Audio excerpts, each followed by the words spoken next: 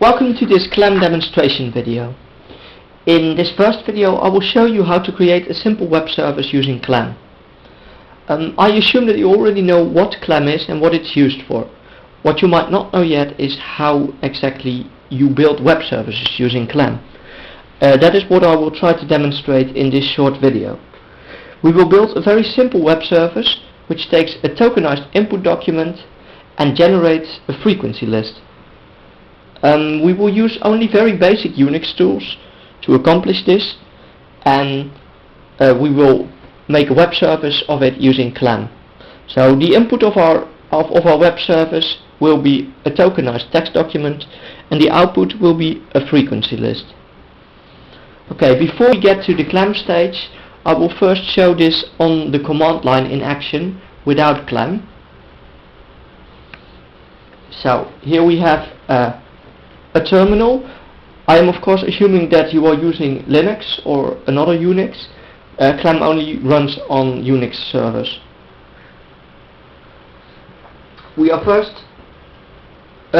starting to generate a small text document which we need to process through the web service. It will act as our example. So I'm using VI. You can use any text editor you want to create this document. Let's take Shakespeare's Hamlet, to be or not to be, and we tokenize it, so we separate the comma from the spaces.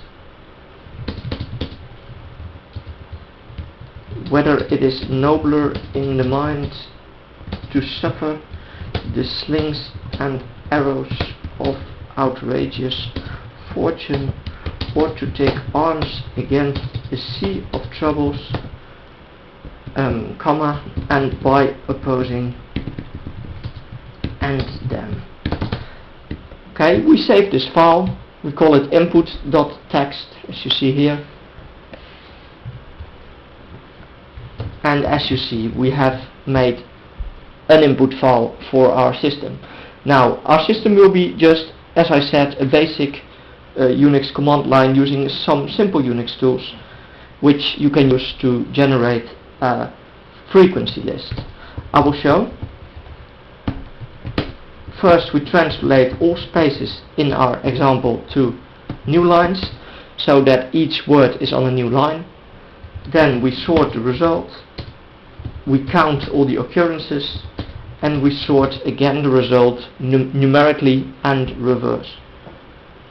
So if we execute this command, we see we have obtained an actual frequency list. Now, this is what we are going to use, what we are going to turn into a web service. First, we of course need to obtain CLAM. So I'm here in a working directory. There's not much in it yet. I'll put the input file here. Oh, there it is. And first we obtain CLAM. This is done through the page GitHub.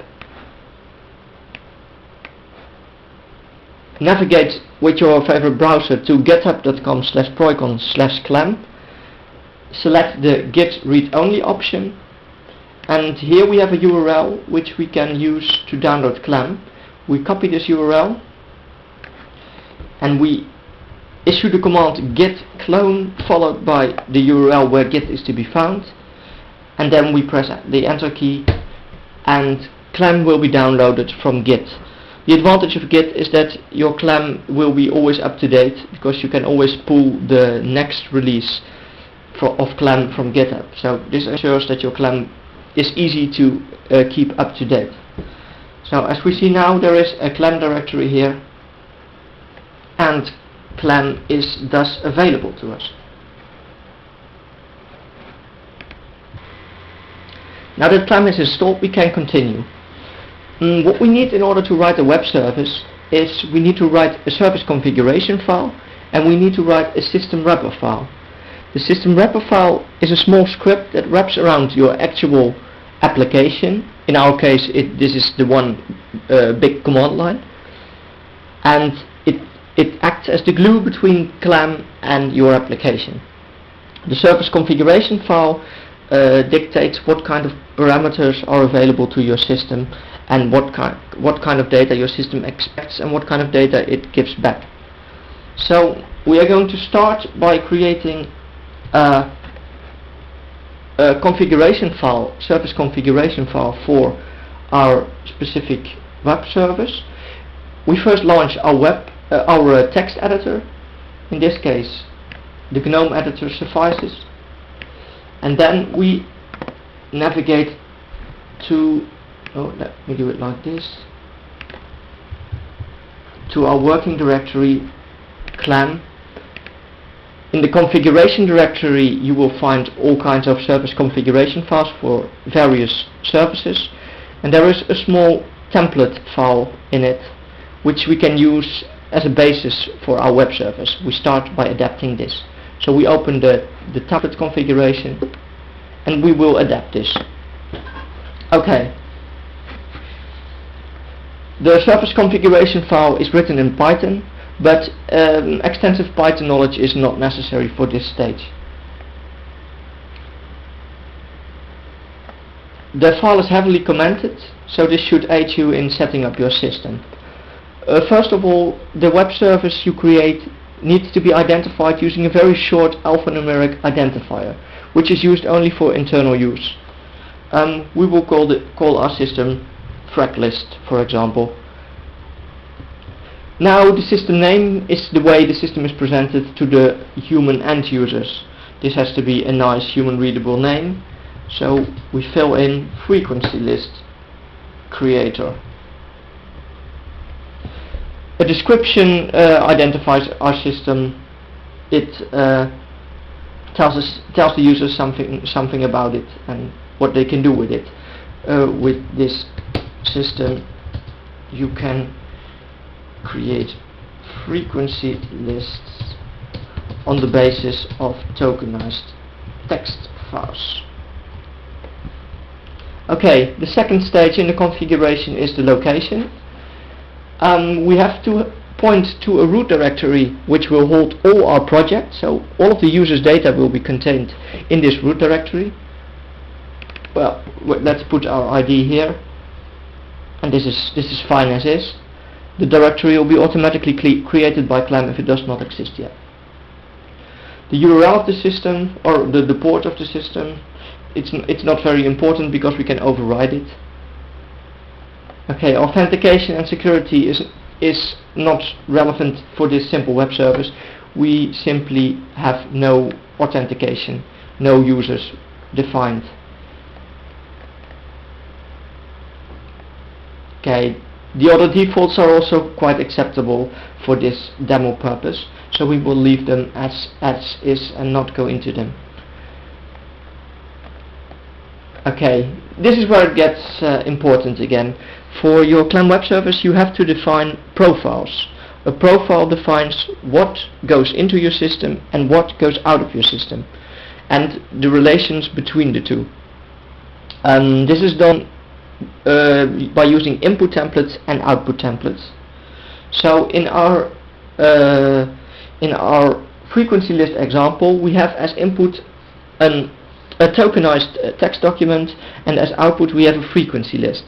So this means that we have one input template, the tokenized text document, and we have one output template, the frequency list.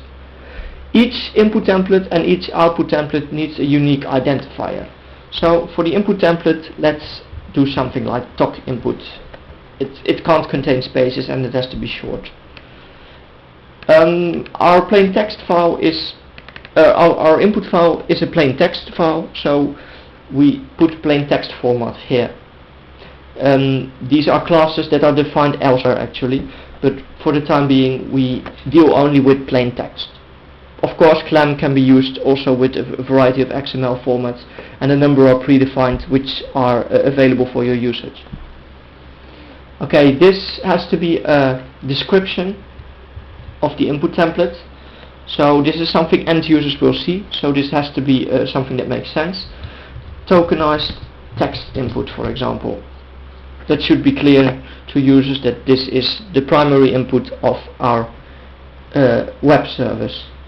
Okay, there are lots of stuff which is commented out and which we will leave commented out. It also acts as an example which you can enable and adapt. Important here is the extension.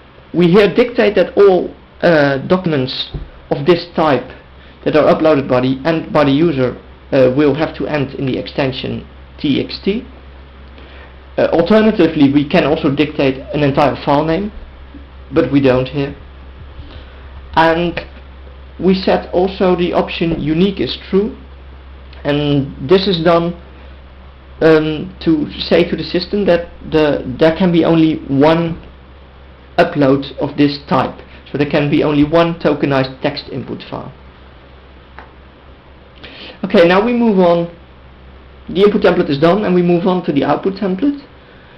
The output template is the frequency list. It also needs an ID. Let's choose frect list again.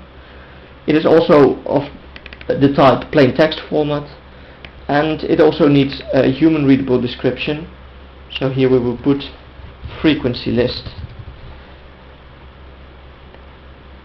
Okay, important here is also that this is actually something we forgot at this stage. We need to, because we used the plain text format, we need to tell the system in what encoding, in what character encoding this will be. So in this case we add a static parameter for this type of input template. Oh, it's actually already here, so we just have to uncomment it. We add a static parameter which has the ID encoding, name which end users will see also encoding, and a description. We set this to ASCII because we will have a very simple web service. It doesn't need complicated Unicode support. Okay, you can make this configurable by the user, but the static parameter is static and is always fixed. So we will see later how this reflects in the web application. Okay, we scroll down to the output template, and here we see a similar thing. The encoding here is also set to ASCII, and this is the metadata of the frequency list. So we set an extension also, and we set unique is true because there can be only one out template of this kind.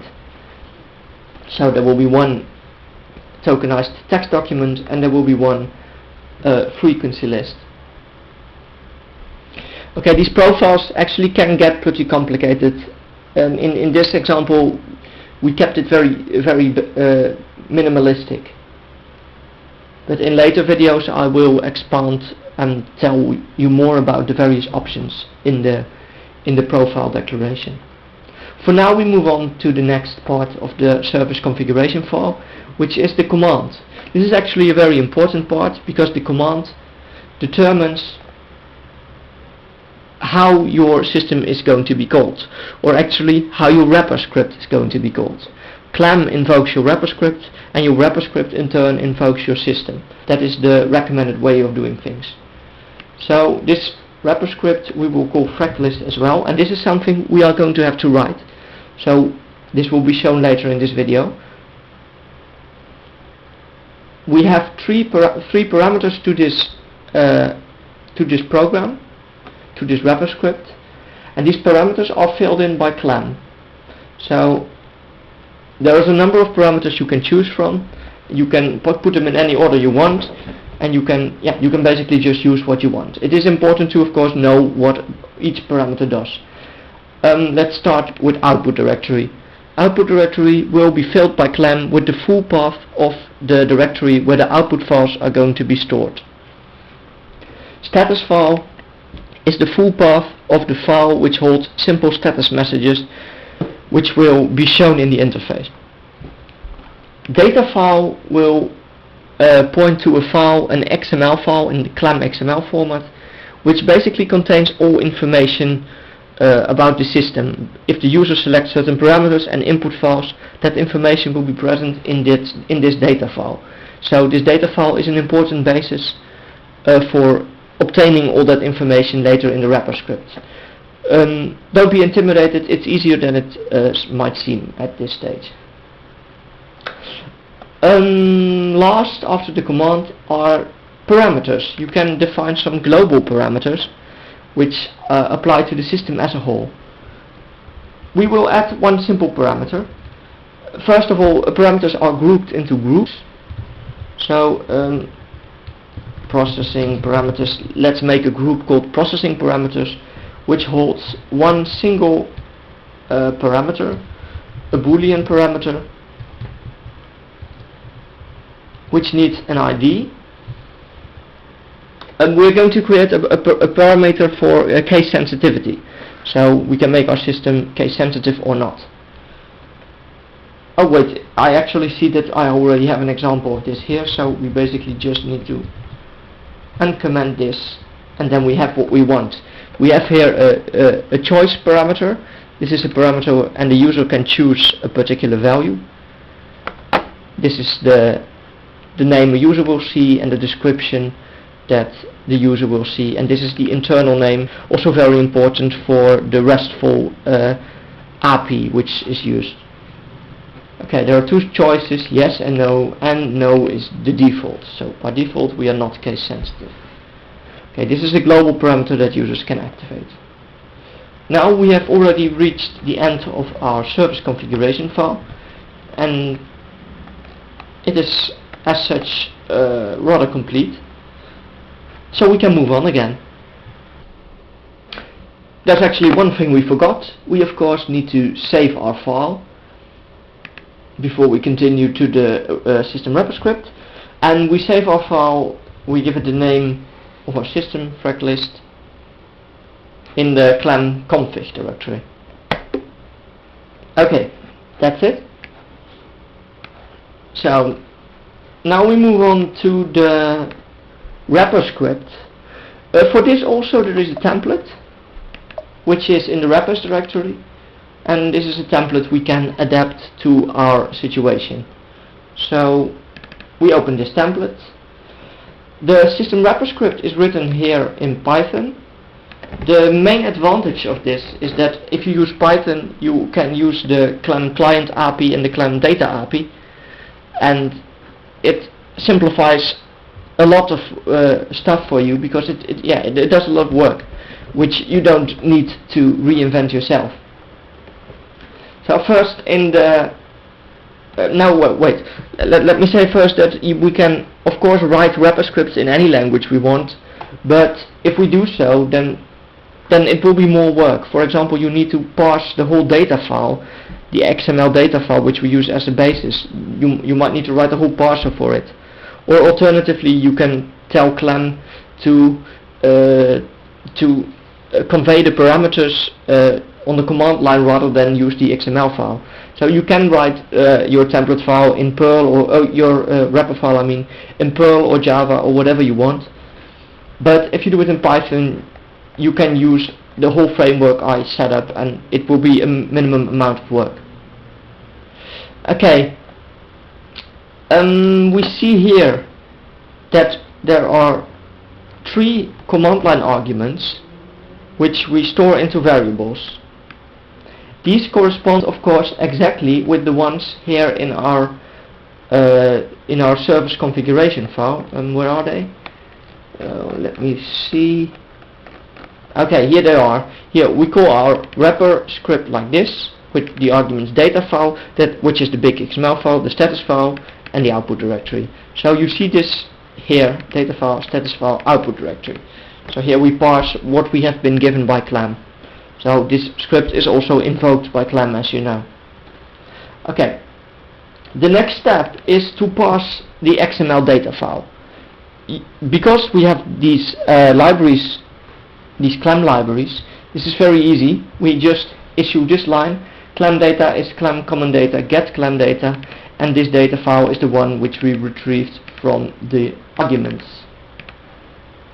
So this will parse all data and make it available for the system. In this command there are some examples of how you can use this data.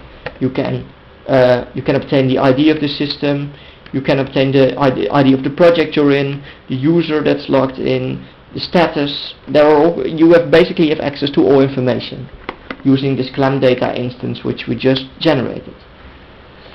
We have a status file. The status file is used to pass small messages to the interface so the user knows what's going on. So first of all, let's say starting in the status file, so the user knows that the system is starting. Okay, next we are going to do our actual work. There are some examples here, and we are going to use this example. Oh, I shouldn't comment this. We grab one specific input file by input template. Remember that the input template we have is a TOC input, which is the tokenized text input file. We grab this file here, and it is made available to us here. Let's see. Input file path gives us the full path to this file. We may also want the file name. This OS path.base name is the Python way of obtaining only the file name from a full path. So here we have the file name, and on the basis of this input file we can make an output file. Output file path is, now we use the output directory, output dir I think it's called, which has been given to us by CLAM.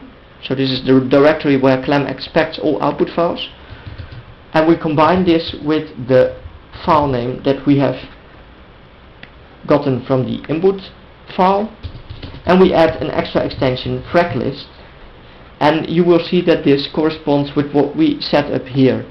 Output template has the extension fraclist. So it is of course important that whatever you do in your wrapper, that it corresponds to the description you gave in your service configuration file. You needn't write first. You needn't start with your with your service configuration file. You can start by writing a wrapper and then later write the service configuration file that describes the behavior of this wrapper. Okay. Okay, we invoke the actual system, and then remember how we did this. We had our I think it was in this window. Yes, we see here we had our whole command line. So this is our actual system, and this is how we will invoke it using a plain system call. Of course, here we need to adapt the hard-coded files with the files that CLAM has given to us, or which have been uploaded by the user. So, right, this is the input file, and we redirect the output to the output file. Let me see. Yes. No. Wait. Yep. So this invokes our actual system. This actually already concludes our system wrapper script. The only thing which we haven't used yet is the extra parameter which we defined. Remember that we defined one parameter named case sensitive. So we wanted to make things case sensitive or not. So we can do this like this. We are going to invoke the system in two different ways based on whether we have to be case sensitive or not. You can obtain the value of a global parameter in this fashion.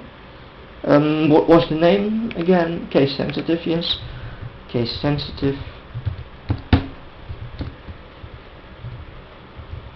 So if things are case sensitive, then we do this.